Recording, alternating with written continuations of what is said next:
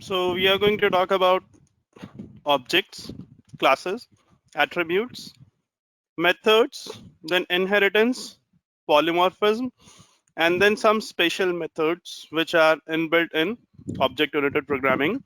If you remember, we already worked on init and del yesterday, correct? So now here you can see I also mentioned about object-oriented, that object-oriented programming tends to be one of the major obstacle for beginners because it is really very much confusion, especially those who tried to learn it might be in C++, Java, but couldn't understand that complex syntax.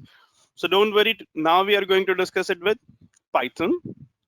You already have worked on basics, and you know it's not too difficult to learn object-oriented here. But I just want to give you the quick reference of what exactly we have done so far. So here you can see LST. And the type of LST is a list because you can see the square bracket over here. We know this is a list. But if I check the type of list, it's not coming only list, it's coming as classes list. Because I told you in Python, everything is an object. So whenever you create any list variable, it means that object became, it means that variable became, like LST is a variable, that variable became object of list as class. Can I consider this is clear, everyone? That all the data types in Python are defined as classes, whether it is integer, whether it is float, whether it is string, list, tuple, dictionary. And whenever you create any variable and hold some value in that, whatever type of value you hold in that, that variable becomes that type of object. Now, you know, object has some properties. That object allows you to call the methods of the class. How? Let's see it now. I called one of the method from list class name count, where I'm passing a number that is 2. I just want to see how many time 2 is there. So you can say I can manually check it. We have 3, yes, that's correct. But if I want to check it via function, so the count of number of 2's is 3 in this list. Make sense, everyone? Not only list, as I just gave you the reference about other data types, there we go. One is integer type value. So in Python, not only variable, values are also objects. So one is object of which type? Integer. Then second one is empty list. So here it is coming list. Third one is tuple. So here it is coming as tuple. And fourth one is curly braces mean dictionary. It is coming as dictionary. So now we checked 4 data types: integer, list, tuple, and dictionary. We found all these are predefined classes in Python. I hope this makes sense and this is clear. Does anyone has any question? Then feel free to ping me in the chat window, please. So one statement that I'm telling you now is very important. Whenever you define any variable and assign a value, for example, here I say a equals to 10. So what is the type of a and what is the type of 10? If you check it, what I'm saying is, what are the data types?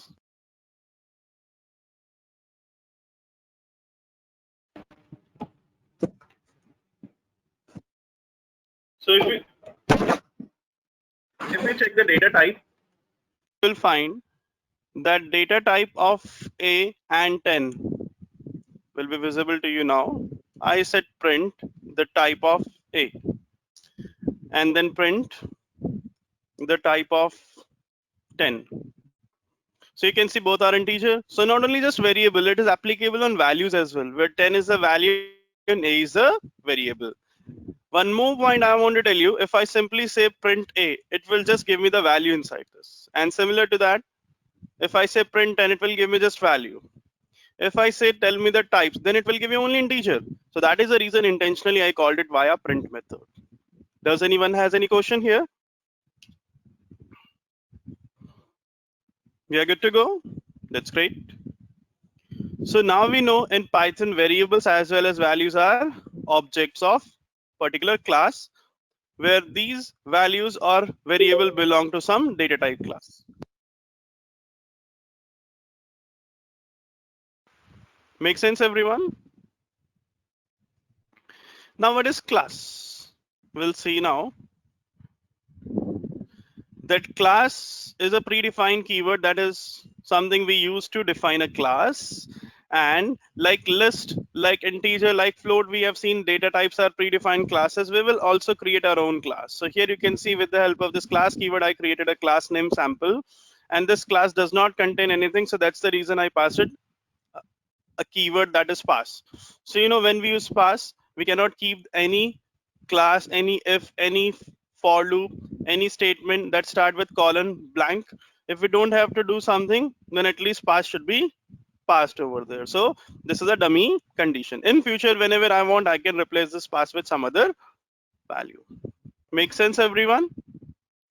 So in this line, I just defined the class. In this line, I created the object. So here you can see instance of sample. That is basically object of class name sample. And whenever you create object, you have to call that class with parenthesis. And we can also pass the input as argument if there is init method with arguments. And if I check the type of X, so like earlier we were getting the type as integer, list, and other data types type. Here like X, I created object of sample. So here you can see the type of X is coming as sample, where sample is also a class. That is available in our main session that we are running, main module we call it. So that's why the name is coming here as main. But this main in packages and modules we are going to discuss in much more details. So that is how they also define integer, float, list, tuple, and other classes. I hope this is clear. Now, what I will do, just see. I said I will create a class. So here are a few funny names which you can enjoy and learn a lot of stuff. I said my class name is dog, and that class contains init. So what is init here? Can I say init is a method in the class? Can I say init is a method in the class? Because it starts with def. So it's a user defined function. And self is a keyword to instantiate, and inbreed is the argument that I will pass to this. So what is the difference between inbreed and self.outbreed according to you that we have discussed in the previous sessions? What is the difference? So can I say inbreed is function level argument, and self.outbreed I can call outside of the function also? Because self means now it is a class level attribute. Which one? Outbreed. And the name itself are self-explanatory. Names themselves are self-explanatory. In means that you are providing as input. Out means that you can take as output somewhere. So if I define this class and try to create its object named Sam without this, see what happened? I'm getting error. And the error messages in init, you need to pass one positional argument in breed, but you didn't pass. So that is the reason while creating object this time, I'm also passing some input. And there we go. Now, similar to Sam, I also created one more object. So what happened? For Sam, this inbreed contains lab123. And for test, inbreed contains test123. So let's say lab for labra. And there is one more breed of dog. And then I said, okay, via Sam, when I will call it, what I will get. So can you tell me, will I get lab123 or test123 in the result here? Can I get a reply?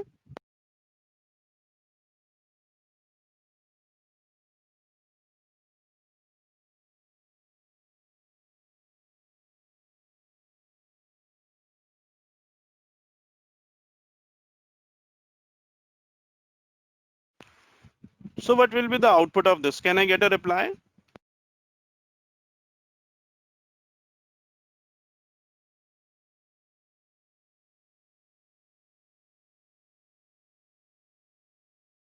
So few people said error, few people said lab123, and even people said 123 lab. Okay.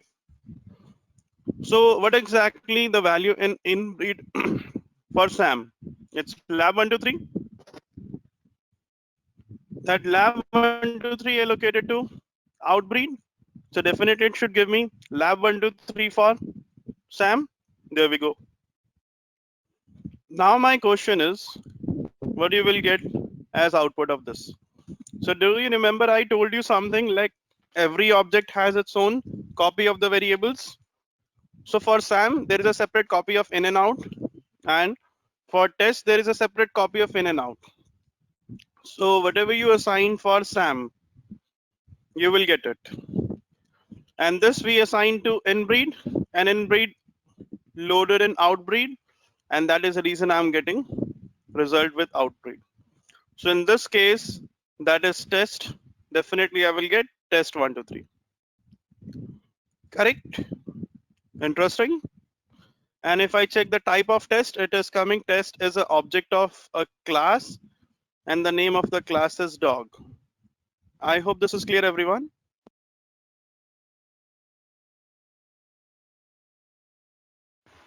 Does anyone has any doubt here?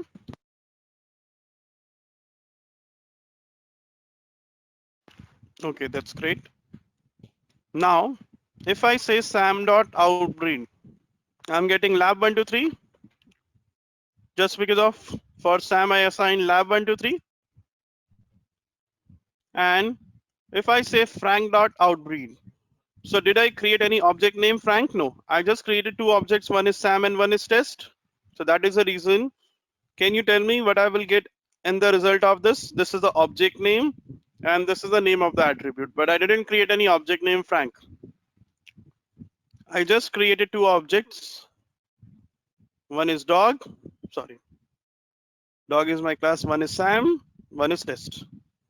So what I will get if I call frank.outbreed. Till the time we don't create any object, we won't be able to call, like if that object is not binded with the class, we won't be able to call its attributes. So I'm getting error. Name Frank is not defined. Make sense, everyone? I hope this is clear and you're learning all this stuff with these basic examples. Now, what is the difference between previous dog class and this new definition? Let's see. In the previous definition of dog class, I have just one function available. Okay, there it is. But in the current case, I have a function. This is my function. Let me go to that. This is my function, and this is the attribute I define. So, class level function means methods. Functions are also known as method and attribute. So now I'm going to merge all the stuff. Object with class, with attribute, with method. So I will define a method. Mammal is my attribute. Class keyword I'm using to define the class, and object I will create once the class is ready. So let's focus on this. This is also very interesting. If I define this and then I create its object. So what happened? This time I pass two values from here. Do you know why? Lab will go to breed and Sam will go to name. Okay.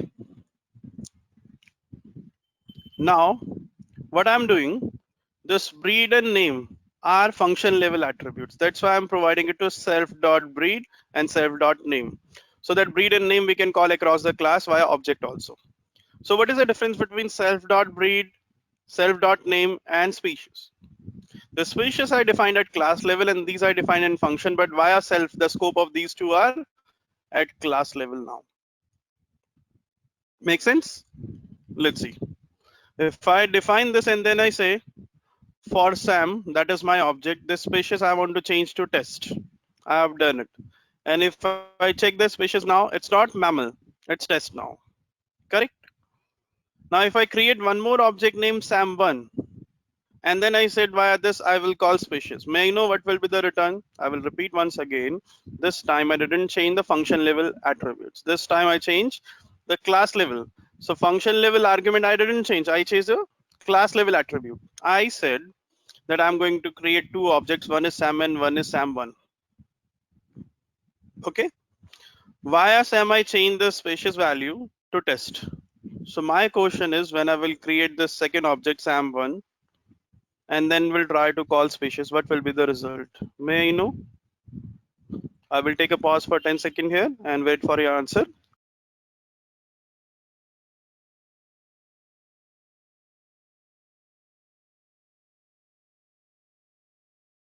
Come on, any answer? Anyone in the chat window?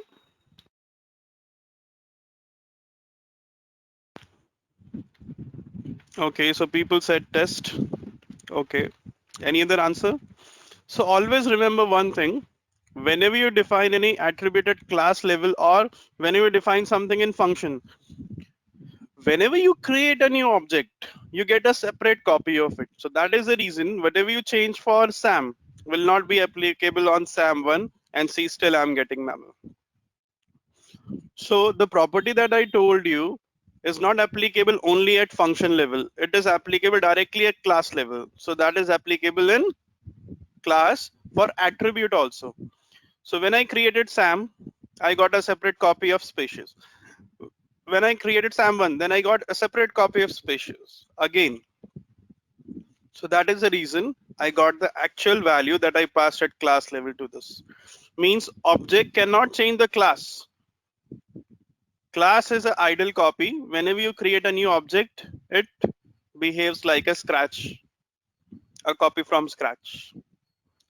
May I know, does anyone has any confusion here? And do you want me to repeat or we are good to go?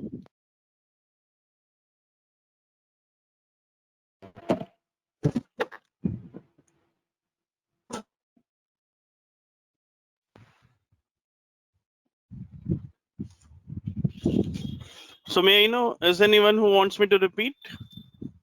Because I got a couple of requests in chat window to repeat it. I said, whenever you define something at class level, whether it is an attribute or it's a function, the scope of that is whenever you create a new object, you get a fresh copy of it. So even though I change the species to test at SAM level, but it is not updated at class level. Class has its own original copy. So let's say, for example, when you purchase something from market, fine. Let's say in market there is a product. Let's say there is a car in the market of any of the company of any of the model, and that model paint you changed, some designs you added on that, fine. And let's say that normal car you changed to sport car. So whenever I will go and purchase the same car, I will not get the copy that you have. I will get the idle copy that company is selling. Similar to that, whenever you create any object, you get a copy of it. Now it is up to you for that object how you want to manage it. But whenever you create a new object, it means now we got a new copy of it. Is this clear?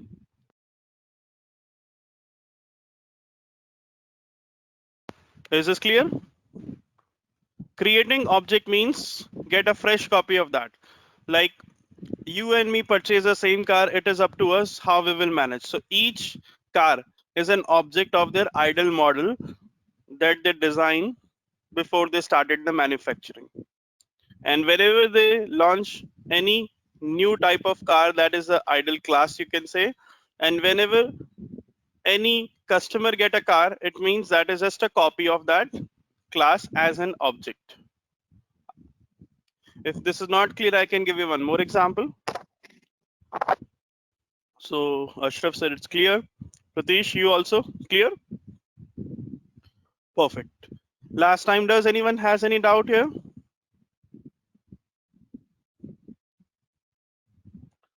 Now, I'm going to tell you about one more class. Here you can see init, set radius, and get circumferences. There are three methods which we are going to talk about. Okay. So at class level, I define pi. What is this pi? Pi is a variable name and the value is 3.14. So you know in circle we use pi in maths, correct? And the pi is a constant, the value is 3.14. Here you can see init is with underscore underscore init underscore underscore. Why? Because it's a predefined special method. We don't have to call it. We don't have to call it. In the previous example also, if you have seen, we don't have to call it. It automatically calls when you create object. So whatever you passed here, these two value automatically went to breed and name, which are part of init inside the class. Can I say this is clear, everyone? So init is a predefined special method in Python, because I told you we will talk about some special methods also. So init is one of them. And rest two functions are defined by me. So whatever I'm explaining to you theoretically, those points I already documented in my class note. You know, that is how basically I provide these documents so that in future, whenever you want to repeat, you can repeat it easily. Okay. So here you can see my class name is circle. And for that circle, I just call this init. When it will be called? When I will create its object. And then either I can set radius or I can get circumferences. So you can see the name starts with set and the name starts with get. So what is this set and get? Set means when you want to pass something. So here you can see this method takes argument. So if you remember when we discussed about user defined function, I told you there are 4 categories of function. So this category is with argument without any return type, correct? And here you can see there is no argument, but it is returning. So if we get something from function, so if function is returning something, it means we get something from that function. So that's why it is get type function. And when you pass something to the function, means you are setting something in function, that is set type. So set type means when you want to pass something to the function. And get means when you want to return something from function. So are these names compulsory? No. These are the standard in Java also, in Python also, which we follow. Is this clear, everyone?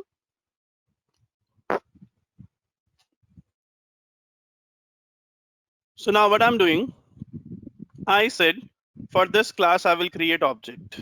So parallelly I will run and I will tell you what is happening. So what happened? The moment I created object, I got 3.14. Why? Because whenever we create object, automatically it calls its init, and in init there is radius equals to 1, means the default value in radius is 1. And that radius I assigned to self dot radius means I made it class level variable. So now it is my class level variable. And what is the formula to calculate area for circle? It's pi r square.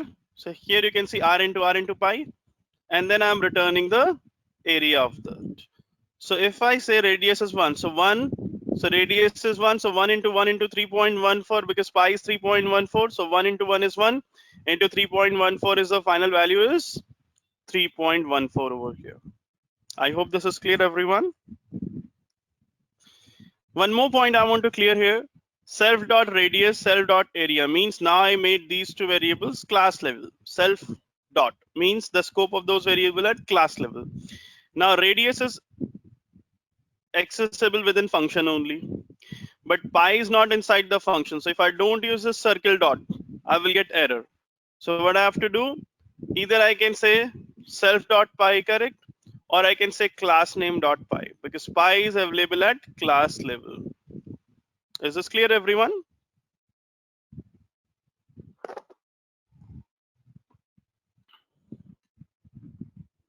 Perfect. So now we'll talk about two more functions. One is set dot radius. So I just called set dot radius and I passed 2. So where this 2 gone? This 2 is assigned to new radius, and new radius is updating your self dot radius. Let's consider this point. That what is going on here? I said set dot radius, that is this function, and this 2 will be assigned to new radius, correct? Now this new radius is updating your self dot radius. So self dot radius earlier also you defined, so means the common variable it is calling. So the radius value earlier was 1, so self dot radius was 1. Now radius became 2. So what happened here? I said 2 into 2, that is 4, into self dot pi. So I told you both of the techniques, you can call it circle dot pi or you can call self dot pi, correct? So here it is 2 into 2, that is 4, into 3.14. So that is the reason this is 12.56. But how I'm getting area from here. So why it is self.area? Because the actual area earlier was 3.14. Now that itself changed to 12.56. So that if you call any of the function and set the radius, it will automatically update it everywhere, because self.radius means the common variable is accessible everywhere. And same with case of area, same in case of area also, it is self.area. So wherever you change area, it is applicable across the class. Can I consider this is clear, everyone? So can I prove it? Is there any way where I can tell you basically what I'm saying, it is working accordingly? Yes, I'm going to tell you now. Let's see. I called C dot area. Here I called C dot area. So may I know what will be the return here? I will take the 10-second pause. What I will get return here?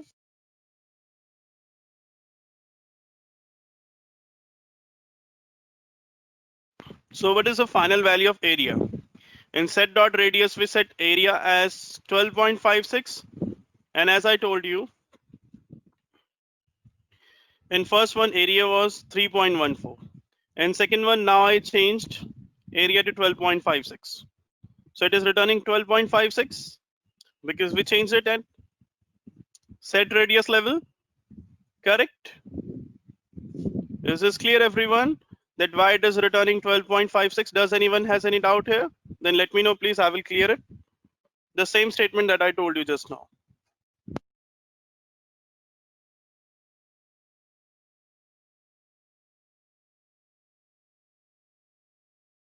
Perfect. So now I will call the last function of this class. The last function is get circumferences. Here I'm not passing any input, but I'm returning 2 pi r, because you know the formula of circumferences is 2 pi r. So pi is 3.14, 2 into 3.14 is 6.28. And what is the value of radius? According to that, it depends what exactly it will return. So 2 pi is 3.14, then radius. So may I know when I will run this, what I will get in the result? Here again, I will take 10-second pause. What I will get in result out of it? Because it totally depends what exactly the value of radius is. So as you know, the radius I set as 2. So the latest value of 2, the latest value of radius is 2. So can I say that this will be radius as 2? This is already 2, and this is 3.14. So 2 into 3.14 into 2. That is how it will come. Correct? So 2 into 2 is 4, into 3.14 is 12.56. That is how I'm getting the return. Fine. So I hope this is clear to all of you. So I want you to just have a look on this once again in your system, and then I will start with inheritance. This conference will now be recorded.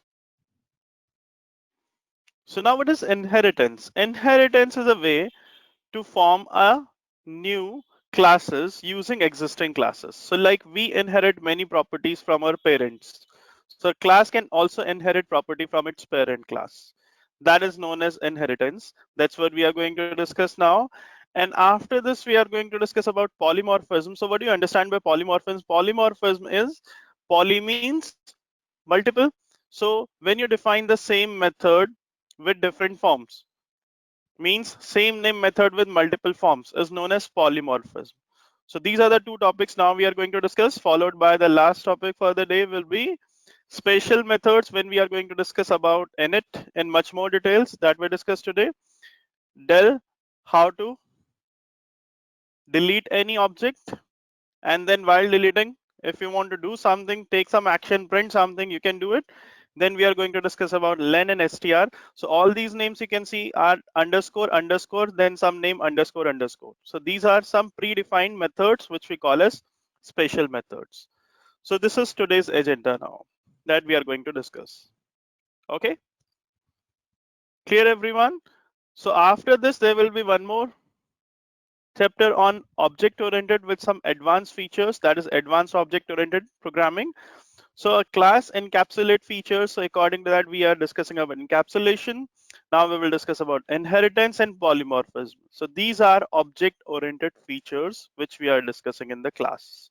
I hope all of you are enjoying and learning from this session, and the things are easier because we spent 2 days on the basics, then we started it, and I think this is looking easy to all of you. Correct? So does anyone has any doubt as of now? Because we are going to start a new topic, inheritance. So that is how basically we proceed in object oriented, so that with some basic example and easy example we can understand all these object oriented features easily. This conference will now be recorded. I said in animal class there is init, and in dog class also there is init. There are two classes. So can I say dog is an animal? Definitely. So here you can see in dog class, I use this animal class name also. So this is known as inheritance. Like in other languages, like in Java, we use extend as a keyword. Here we just define a class name inside the parenthesis of some other class, means this is known as inheritance. So I can say animal inherited in dog, and you can see that in parenthesis of it. Correct? Now, what if I create any object for dog class? Might be this will look like a bit tricky to you. Don't worry, we will spend 2 more days on object oriented, and we'll make sure it is easy and clear to all of you, because this is something we require in algorithm implementation in machine learning also, because all those algorithms are implemented as classes. Fine. So object oriented is used in Python, inbuilt features, and whatever we will define a lot, because this property allow us to make the things reusable. So I said I have a class named animal, I have another class named dog, and animal I'm using inside the dog. Correct? So if I create the object for dog class, so may I know which init will be called, whether it will call this init that is inside the dog, or it will call this init that is inside the animal. So definitely when you create object for a class, it will call that class specific init. So first I defined it and then I called it. But if I did it for dog, then why I'm getting output as animal created? Because if you check it here, from animal inside the init of dog class, I called animal.init. So here you can see there is a message name animal created, and that animal created message you got here in the result. I hope this makes sense, because a function runs line by line. Suppose the first line we have the next line as print dog created, and dog created message we are getting here in the result. So the moment I created the object of this class, both of the message got printed. If in case I want to stop, like I don't want to call animal here, I can just remove it or comment out it, and here you can see now only one message I'm getting. So let me know whether it is clear or not. We know init is one of the method that class calls automatically when you create object. And can we call init of some other class inside a class? Yes. So I call its parent class init inside this, and you can see now both are printed. Fine. So I can say I inherited one of the property from animal class, but it is not the only option. We have many other options as well. I said A is the object for animal class. So I directly created the object for its parent class. Okay, done. And then I got a message here. See, the message that I got is animal created. Why? Because when the object of this class created again its own init called, and I got this message. So does anyone has any confusion like why I got two messages here and why I got one message here? Because in the init of dog, this is the object for dog, there are two statements. And the second one is object for animal, there is only one statement there. Is this clear, everyone? Now there is one more trick. A dot who am I? So A is animal, because A is object for animal class I created here. I said A dot who am I? It means A means I'm pointing to animal. Who am I? So here we have who am I as a predefined function available. So it will give you the return as animal. Can we check it? Yes. I said a dot who am I, and I'm getting the return animal over here. Make sense, everyone? But if I say d dot who am I, so what I'm doing, instead of a, I'm using d. So a dot who am I means it is pointing to animal, but d dot who am I means it is pointing to dog. And I will check in dog also we have a function name who am I. So that is the reason it is going to return you dog. Fine. So both of the classes have their own who am I. So animal return animal from here and dog return dog from here. I hope this is clear, everyone. Now I'm going to make it a bit tricky. So name itself self-explanatory. D means dog and A means animal. That is how I've given the names of the objects. Now I said D dot eat. So D is the object of dog and I said eat. Then I said D dot bark. So D dot eat and D dot bark. Let's see. Dog class has eat? No.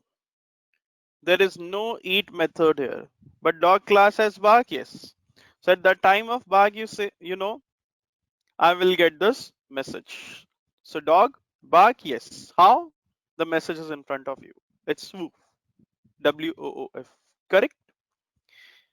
Now above this, you can see eat is one of the methods. So via inheritance, I will be able to call the animals eat in dog. So here you can see eating is a message. If I go and run it from here, d dot eat, I'm getting eating. So if a class does not, so in case of who am I, dog has its own who am I, and animal also has its own who am I, but you can see both are giving the different message. So when a class contains something, then it gives definitely priority to itself. But if something not found in its own definition, it goes to the parent and then call from there. So eat, there is who am I available in both of the classes. So animal call its own and dog calls its own. But eat is not there in dog and I'm calling via dog. The one you can see I highlighted with right. So dog inherited from animal. So I got eating from animal. Why so? Because any type of animal, if I define, so all the element, all the animals will eat. So in eat, there is a common message eating. So who am I? A common message animal. Eat, a common message eating. Dog does not have any function name eat, so it called from here. I hope with these basic and easy examples, I'm trying to make inheritance easy to all of you and you are getting it. Now in case of bark, dog itself contains bark, so I'm getting the message. But there is a point that I want to again focus on. Animal and dog call their own who am I. So animal and dog call their own who am I. Correct?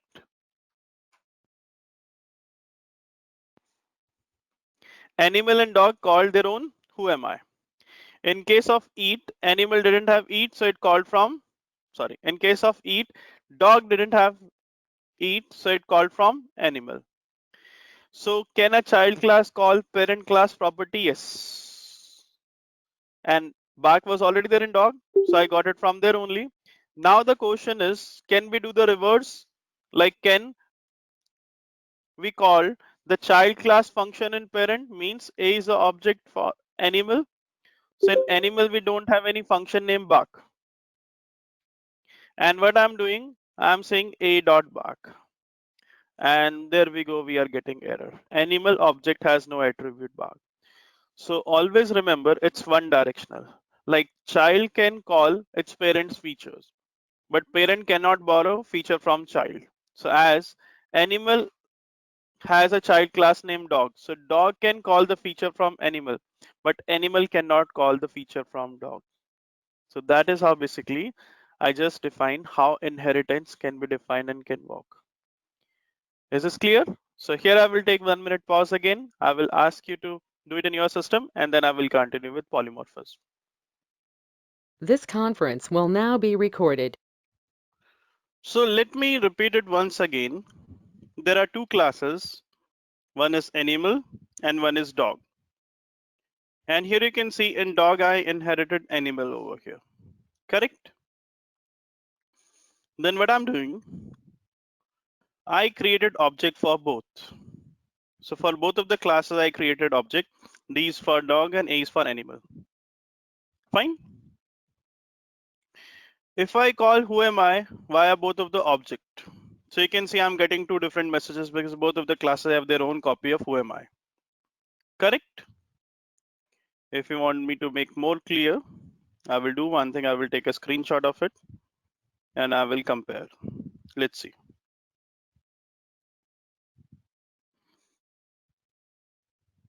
So I took a screenshot of it and let me keep it with me. So here you can see I created object D for dog and A for animal. And via both I tried to call the same function, who am I, who am I. But I'm getting two different messages. Why? The reason is this. This who am I is pointing to animal who am I, where I have this message, and this is pointing to this who am I, where I have dog as a message. Clear? So that is the reason I'm getting two different messages. I hope this makes sense, everyone. Now, next to who am I called some other functions. See, here I called eat via dog. So eat will directly point to this class and there is no eat found. So just because of animal is parent class, so from here I got eating. Means dog object name D, class name dog object D is calling eat from its parent class. And when I said D dot bark, it called its own function. But one thing that we found is D means dog can call its parent function. Correct? So eat I called here. So it means that a child class can call its parent properties. Means dog class called the child class property.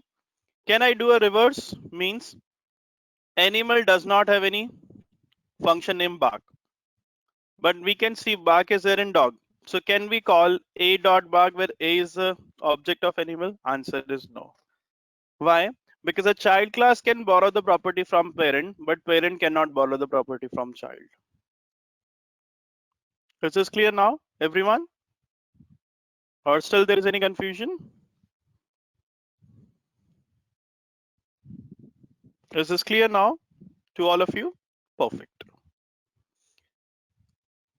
That is how basically inheritance works. So post this, we will have to do polymorphism and some special methods.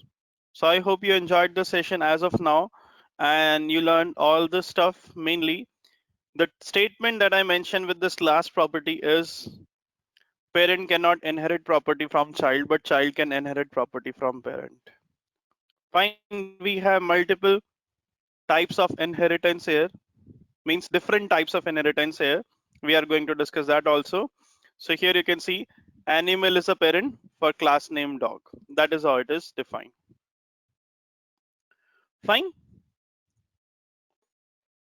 So now in the later session, we are going to discuss about polymorphism and inheritance also.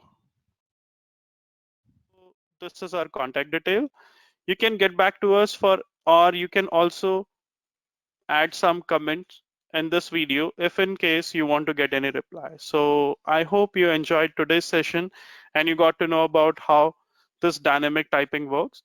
Feel free to contact us if in case you need any further technical or training help. Thanks.